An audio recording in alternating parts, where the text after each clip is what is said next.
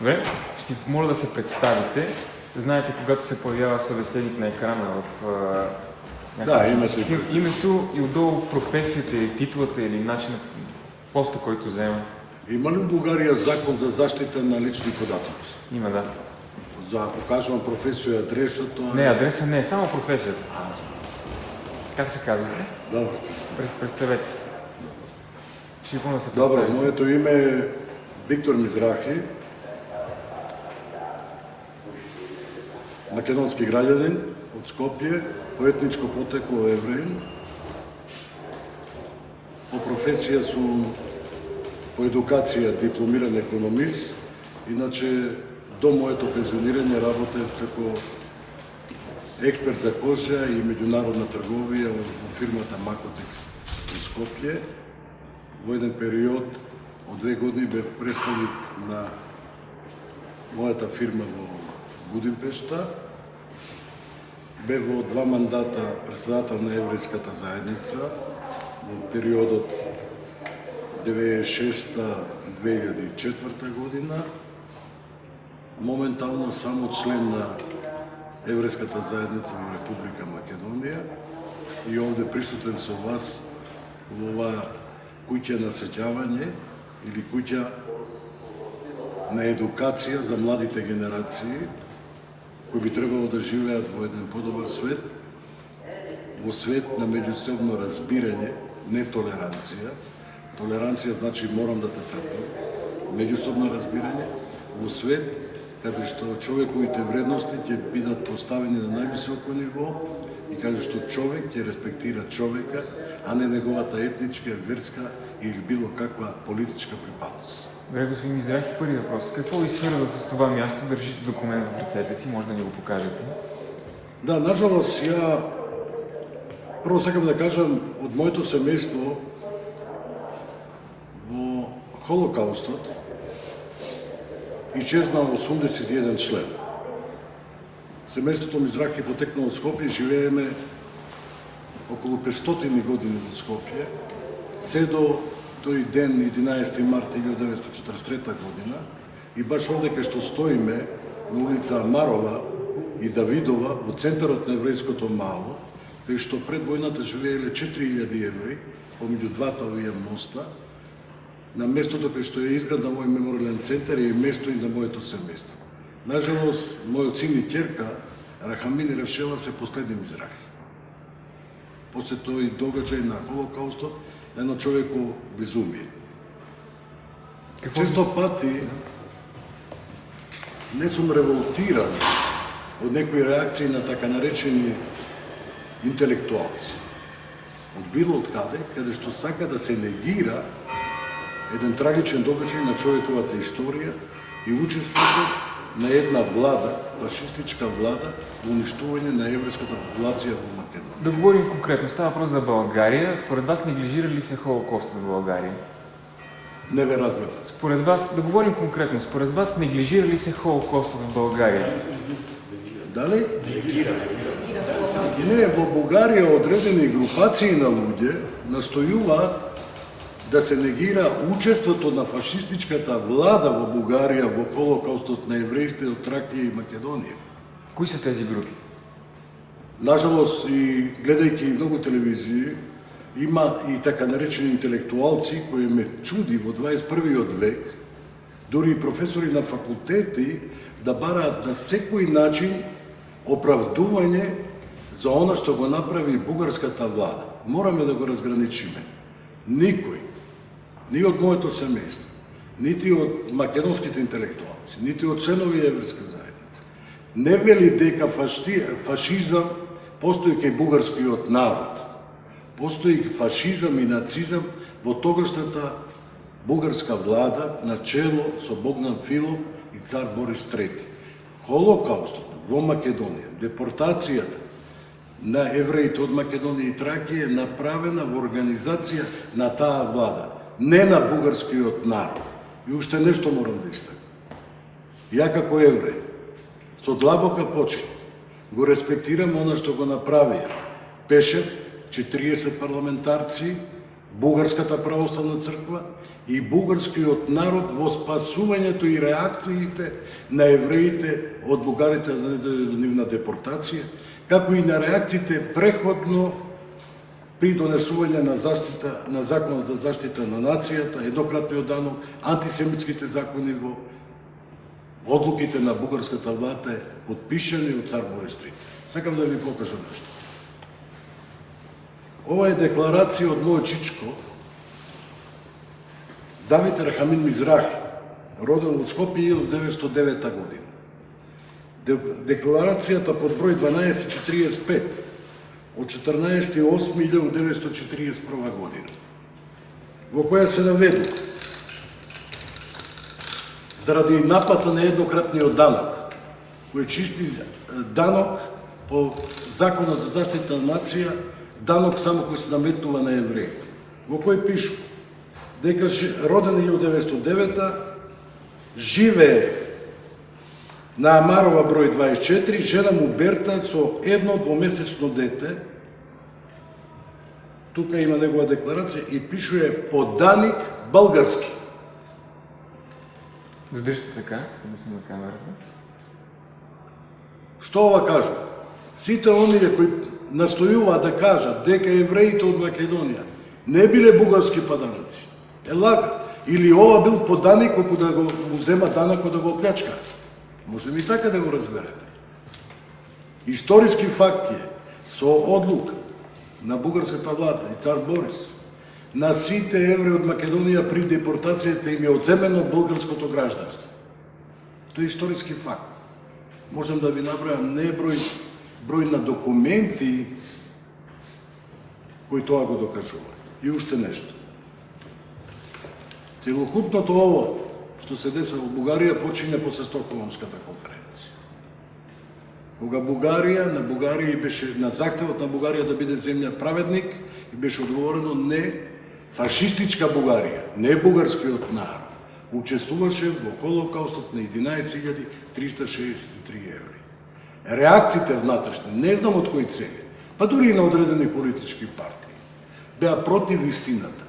Се отвори една историска кутија која долго време некој сматраше дека е тајна и треба да се скрие како тајна од бугарскиот народ. Бугарскиот народ и текако има многу направено за граѓаните евреи. И тоа ние го респектираме. Али во никој случај не можеме да поистоветиме тој народ со таа фашистичка фала. И уште едно прашање до сите бугарски интелектуалци. 1995 година, приликом првото отварање на Централната синагога во Софија, председателот на Кнесет Дан Тихон рече: еврејскиот народ во светот никој пат нема да заборави што направи бугарскиот народ во спасувањето на евреите во Бугарија. А исто така, нема никој пат да заборави што направи бугарската фашистичка влада во уништување на 11.363 евреи од Македонија и Трахија. И уште едно, ќе поставам прашање до целокупната бугарска јавност. Зашто се рехабилитира 1995 година војните злочинци, праведно осудени 1945 година во Бугарија, од типот на Габровски, Филов, Белев? Која беше целта на тоа? Нема војни злочинци, нема Холокауст. Па во памтењето на сите народи, политичките акти, не може тоа памтење да го размени. Един въпрос имам към вас. Казахте, че македонската общност тук разграничава българската държава, която по това време е съюзник на фашистска Германия, и българския народ, т.е. като две различни понятия. Нали? Така правилно съм ви разбрал. По това време в Македония също живеят неевреи, хора, които са обикновени граждани на Македония, християни и не само християни, разбира се, всички останали малцинствени групи. Каква беше ролята на тогавашното гражданско общество в Македония относно съдбата на македонските евреи? Поставивте едно прашање кое не е прв пат го слушам. Што може да направи еден народ кога е окупиран? Кој има полициски систем, кој има војска, да оди на монопол, да го руши монопол. Ние имаме праведници во Македонија. По цел да ја изгубат својата глава, кои спасувале евреи. Како и во многу други земји. Што може да не окупира народ? Анексиран во царска Бугарија. Да направи воспасување на своите сограѓани. Читајте ги изјавите на македонските граѓани од Скопје, Битола и Штип. Не евреи, турци, македонци. Што било направено во монопол? Читајте ги уредбите кои ви ги носам овде. Дека било забрането на движење во Македонија во градовите Битола, Штип и Скопје. Било забранет пристап во монополот во привремениот концентрационен логор. Што може да направи еден народ? Освен да ги спаси оние евреи кои биле комшини и пријатели по цена на социјален живот. Затоа во Јад Вашем имаме листа на праведници и граѓани во Македонија. Добре. Последен въпрос. Тук в този музей, не само, доколкото разбирам тук от управата на музея, тази изложба ще пътува, т.е. тя ще ходи в Америка, в Аржентина, в Бразилия, най-вероятно ще ходи и в България, или поне така се надявам. Ще влизат ученици, младежи от целия свят, от България, от Македония включително. Какво ви си искате да запомнят, да знаят? Това, което според вас не се знае сега от двете страни на границата между България и Македония. Знаете, вие го поставувате това прашање кој многу луѓе денеска кои велат па доста за тој Холокауст. Помина 60-70 години. Цел ли живот ќе живееме со Холокауст? Знаете, Холокаустот не е само Холокауст на еврејскиот народ. Тој е Холокауст на човечкиот ум, на човечката раса. Има еден лого во Израел во кој пишува познавајќи ја својата историја, ја градиме својата Индија. Овој музеј овде не е само заради жртвите евреи. Овој музеј да покаже што човечкиот ум, црниот човечки ум може да предизвика. Овој е музеј на еднината, изграден на основа на историјата. Овој е едукативен центар. Овој музеј не би имал вредност кога не би бил едукативен центар за целокупниот регион овде и пошироко. Што можат младите луѓе да научат овако нешто? До каде води една национална, етничка, верска мрздовост? До каде може човечкиот ум да оди? Во едно организирано уништување на цели народи. А защо последен въпрос, като коментар личен на вас, като човек с еврейско потекло? Защо цялата тази реалност, която ни заобикаля тук в момента, пречупена и през реалността на един творец Дарко Митревски във филма Трето по време, предизвиква такъв скандал от татък границата с България? Знаете што? Денеска се наречеш интелектуалец, не значи само да завршиш факултет. Интелектуалец значи квалитет, а не писмени фактографија на одредени дипломи. Ја поставувам прашањето денеска, не како евреј, како граѓан. Зар е возможно на еден филм кој е сниман, а уште не е објавен, уште никој не го видел, да почнат такви критики? Што тоа води? На што би била Европа кога за секој филм во почеток на снимање му се дава одредени предавици? Прво, филмот не е виден, а некој си дозволува да реагира. И второ нешто, пошто го имам читано сценографијата на филмот, на режисерот Дарко Митревски, ќе ви кажам нешто. Тој е филм во кој се прикажува љубов помеѓу две етнички потекла и нејзиното спасување. Тој е филм во покажува трагедија на еден народ во едукативен смисол. И тој е филм кој може да послужи за целиот регион, не само за Македонија. Тој е еден случај во Македонија. Но въпросът е защо предизвиква такава реакция в България, политическа реакция? Ја мислам дека одредени кадрови во Бугарија, нема да ги именувам, од тоа сака да прават политичка кариера во така наречениот патриотизам. Не е патриотизам да сакаш да го заборавиш оно што е вистина и да напаѓаш нешто што мислиш дека е увреда за бугарскиот народ. Не го одбијат од глава. Народ е едно, од одредена политика е сасвим друго. Филмот Трето полувреме во никој случај не го обтужува бугарскиот народ. учествува еден систем на фашистичка влада во Бугарија и фашистички режим во Бугарија. И покажува што љубовта може да изроди, без разлика на етничкото потреба. Благодарам на вас. Здраво, бъдете, само една секунда. Да направим някакъв кадър. Документът ще снимем отделно до сметните. Пак останете за Само малко. където беше доставен. Нетолеранција, што значи холок меѓу другото, тие односи помеѓу различни етнички групации, што тоа значи холокаустот во тој смисол. Jer Балканот е многу жежок регион. Да. Друго, Иначе на Мартин Гилбърт му писах във връзка с този филм, който подготвяме ние. Не знам, този човек е зет. Надявам се, че ще ми отговори следващите два. И съм му писал имейл с въпроси, дори се надявам да ми отговори. Той в момента, не знам, преподава в Калифорнийския университет в Сан Диего, доколкото знам. Ако може да направим интервю по скайп или нещо, видеовръзка, би било много добре. ја, ако господино Садикарио по повод 11 март организира една меѓународна конференција за холокаустот на македонските евреи, во кој април, ако биде, во план е, и знам колку што ми рече дека тоа ќе организира професор Майк Бернебаум, Ендрю Бекер од Амерички еврејски комитет. Вие веројатно знаете кој има. Чувам. Оној е универзитетски професор, најголем познавач на холокаустот, дизајнер на музеот во Вашингтон и дизајнер на нашиот музеј, една меѓународна округла маса во Скопје за холокаустот генерално, а посебно за холокаустот на тракиските и македонските евреи. И во секој случај мислам дека добро би било добронамерните интелектуалци од Бугарија да присуствуваат. Знаете, никој никого не обтужува. Во Бугарија мора да се разграничи. Бугарски народ е едно. Фашистичка влада, фашизам во Бугарија и нацизам постои. Вие сте млад човек. Италија има фашизам. Шпанија има фашизам. Али нема нацизам.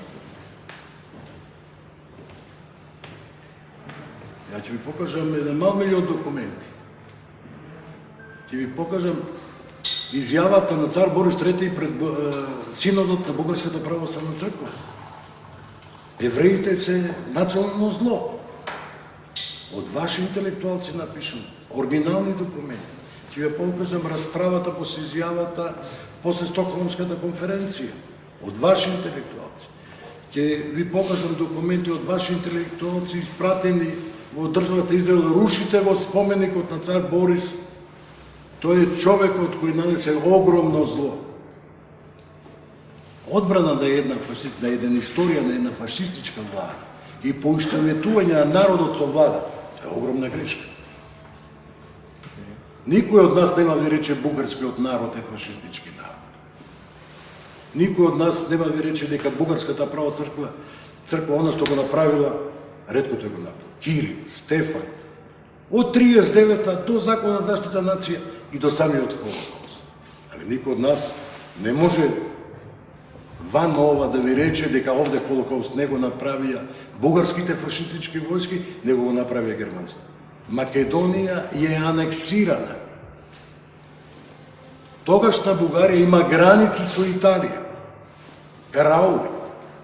Овде владаат закони, правосудство на Бугарија. Тоа е акт. Друго, сите знаеме и Пешев дека бил прогерманиста, али не бил нациста. Вие знаете 42-та стопанската изложба во Софија за аграр. Место да биде стопанска изложба, се претвара во антисемитска изложба. Вие знаете дека Белев захтева 20.000 еври од териториите на Бугарија. Вие знаете дека 25.000 софиски еври се преселени од Бугарија. Одземени им се граѓанските права. Вие знаете дека 5.000 луѓе треба преку Бугарија да поминат према Палестина. Дека тоа Филов го одбива. Тоа не постојат тие документи. Можем ли да ги негираме тие документи? И не знам зашто се крева таква политичка тезија. Безпотребно. Никој не го брзи бугарскиот народ. Ни ја. И немам право. Али извините, ја не можам да речам дека во Бугарија немало фашизм. Просто тоа е ван човекот разум историските факти. Супер, много ви благодаря.